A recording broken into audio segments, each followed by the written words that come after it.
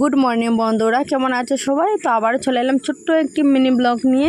তো এই যে বন্ধুরা, আমি এসেছি আমার বাবার বাড়িতে। আর বাবার বাড়িতে থাকার মানে আজকে হচ্ছে দ্বিতীয় দিন। আর এখানে এসে কিন্তু ভীষণ মজা করছি। আর ওই যে দেখো বন্ধুরা, তোমাদেরকে রেডিওটা দেখালাম। তো এর কারণ হচ্ছে এই রেডিওটা এখন প্রায় দেখাই যায় না।